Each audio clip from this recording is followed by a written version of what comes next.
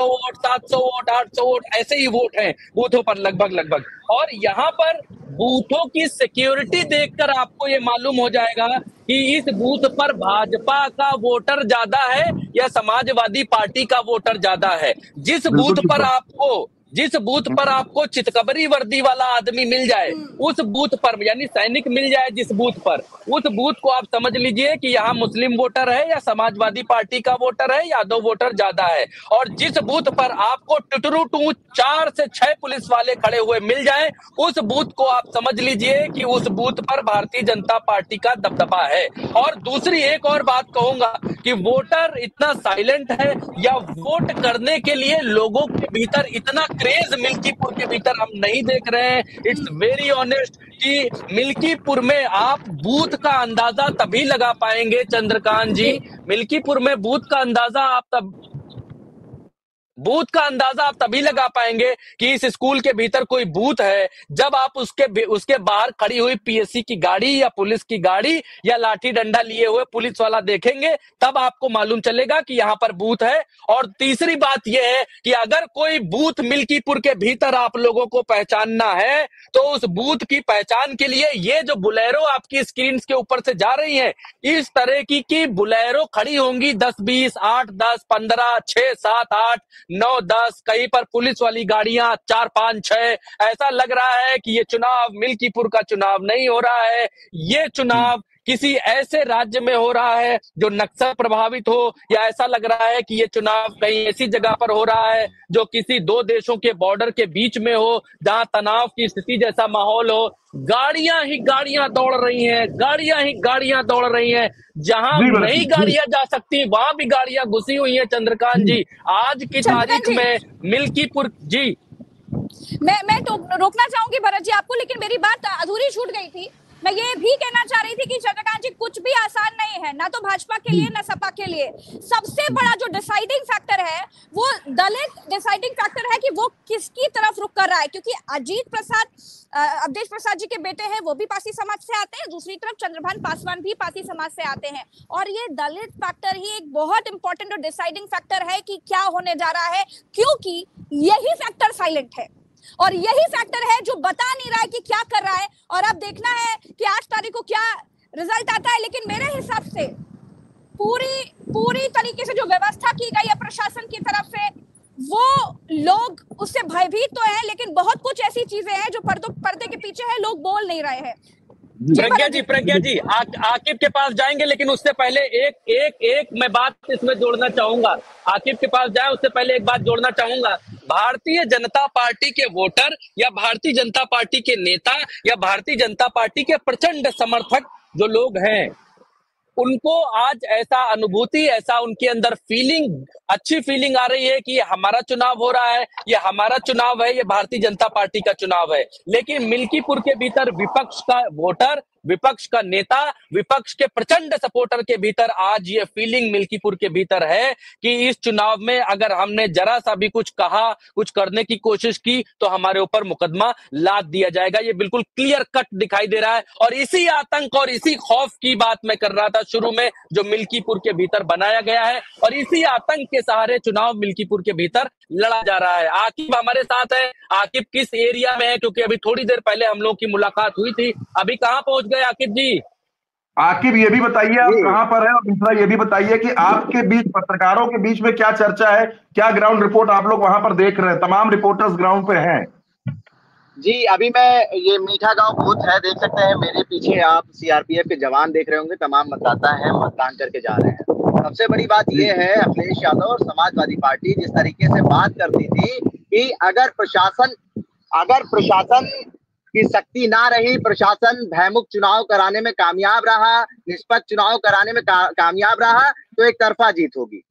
अब दर्जनों गाड़ियां जो है वो प्रशासन की दिख रही है, चाहे वो जिला प्रशासन हो, चाहे वो एसपी हो, पुलिस प्रशासन हो, और चाहे वो सूचना विभाग हो। सूचना विभाग भी खबर करने से पत्रकारों को रोक रहा है। सूचना विभाग यहाँ पे, हाँ, सूचना विभाग के लोग हैं यहाँ पे, वो खबर करने से रोक रहे हैं। अभी अमानीगंज में फर्जी मतदाता पकड़ा गया, उसकी खबर करने की कोशिश करी, तुरंत कैमरे बंद करवा दिए जा रहे हैं। और किस तरीके से यहाँ पे बूथ कैप्चरिंग हो रही है, किस तरीके से यहाँ पे जो शिकायतें हो रही समाजवादी पार्टी की तरफ से वो साफ है। बूथ संख्या 93, 94, 95, यहाँ पर भाजपा के नेता किस तरीके से मतदान करने से लोगों को रोक रहे हैं, प्रशासन किस तरीके से सख्ती कर रहा है, ये साफ है। और यहाँ पे तमाम जो मतदाता है वो अधिकतर लोग गांव में रहने वाले जो लोग हैं वो सुबह मतदान करके चले गए हैं। मतलब ये शिकायतें समाजवादी पार्टी की तरफ से की जा रही, ये शिकायतें समाजवादी पार्टी की तरफ से की जा रही है या आपने देखा?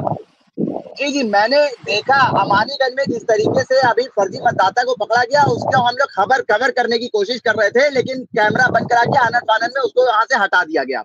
आप देखिए क्या स्थिति है, यहाँ पे लोग मतदान करने आ रहे हैं और प्रशासन के तमाम जो जवान हैं वो यहाँ पे तैनात हैं, उनके वोटर आईडी कार्ड चेक करे जा रहे हैं, उनके प्रमाण पत्र समाजवादी पार्टी की तरफ से कहा गया था पुलिस के अधिकारी चेक नहीं कर सकते, जो कि नियम अनुसार है।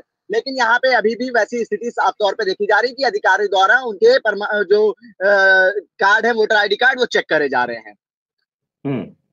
देखिए आकिब आप जो बात बता रहे हैं बिल्कुल सही बात है। और मैंने भी प्रज्ञा जी से शुरुआत में यही बात बोली थी कि तमाम शिकायतें समाजवादी पार्टी की तरफ से आई। अखिलेश यादव ने भी एक ट्वीट किया, हमारे साथ भरत जी भी है, प्रज्ञा जी भी है, उनके पास चलेंगे, लेकिन मयंक हमारे पास है। लगातार मयंक के पास अपडेट्स आ रही है मिल्कीपुर को लेकर। तकरीबन 2:30 बज चुका है, अगला वोटों का आंकड़ा आने वाला है, 45% मतदान हो चुका है। मयंक क्या ताजा खबरें, क्या ताजा अपडेट है वो बताइए, फिर मैं सीधे भरत जी के पास चलूंगा, क्योंकि भरत जी ने मुझे बताया कि बड़ी खबरें मिल्कीपुर में आ रही है। मयंक देखिए चंद्रकांत, आपको बता दें सुबह से लेकर समाजवादी पार्टी ने, हमें लगता है मिल्कीपुर में पहला ऐसा चुनाव होगा जहां पर 78 से अधिक शिकायत कर चुकी है लिखित रूप से अपने ट्विटर पे। यानी सुबह से लेकर 78 कंप्लेन है जो कि ऑफिशियली है, ये जो समाजवादी पार्टी को दिखी है, कैमरे में रिकॉर्ड हुई है या फिर उन्होंने चुनाव आयोग के लिखी है। लेकिन अभी तक उन सभी शिकायतों पे कोई एक्शन लिया गया हो या कोई कार्रवाई हुई है, हमें ऐसा नहीं दिखता है।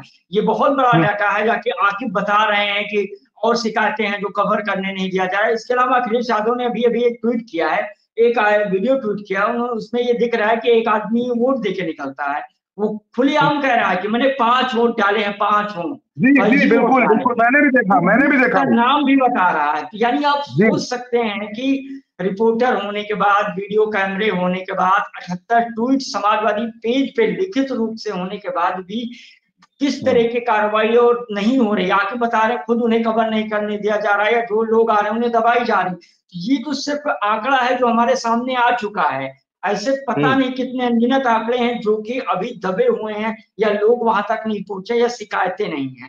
ये बहुत बड़ा एक तरह से मिल्कीपुर में जो कहा जाए तो, या आरोप समाजवादी पार्टी की तरफ से देखे कि खेल है। और पूरी तरीके से अगर देखा जाए तो अगर ये धांधली को हम अलग करें तो बहुत बड़ा एक से मतलब गिरोह। और जैसा भरत जी ने बताया कि एक वीडियो आप देखिए तो वीडियो लगता है कि किसी सीएम का काफिला हो या किसी डिप्टी सीएम का काफिला हो, जैसे निकलता है वैसे निकल रहा हो। शायद ही मुझे लगता है ये पहला वीडियो देखा होगा आपने, अभी तक के किसी चुनाव में ऐसा वीडियो नहीं देखने को मिला होगा जिसमें पुलिस की 20 से 30 गाड़ियां जा रही हैं।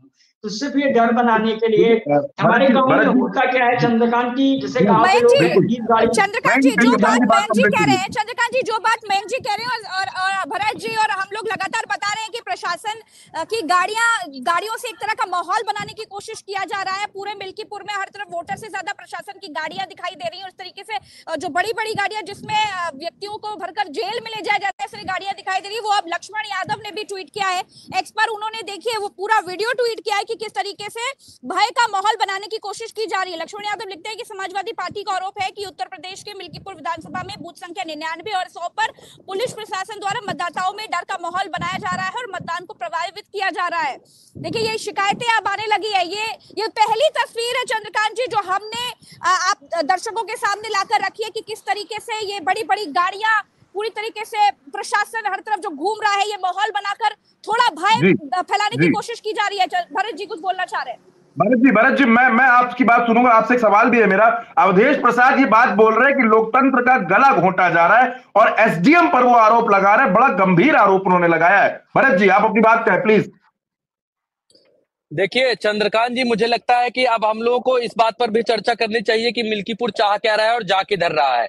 ये बात तो बिल्कुल क्लियर है, ये बात तो बिल्कुल साफ है कि मिल्कीपुर के भीतर चुनाव भारतीय जनता पार्टी से ज्यादा उत्तर प्रदेश का शासन और उत्तर प्रदेश की सरकार लड़ रही है, पुलिस लड़ रही है, डीएम लड़ रहा है, एसडीएम लड़ रहा है। इसमें कोई दो राय है ही नहीं। ये पुलिस को क्या अधिकार है कि आप वोटर आईडी चेक करेंगे? पुलिस को ये कहने का क्या अधिकार है कि आप लाल पर्ची लाइए, पीली पर्ची लाइए, नीली पर्ची लाइए?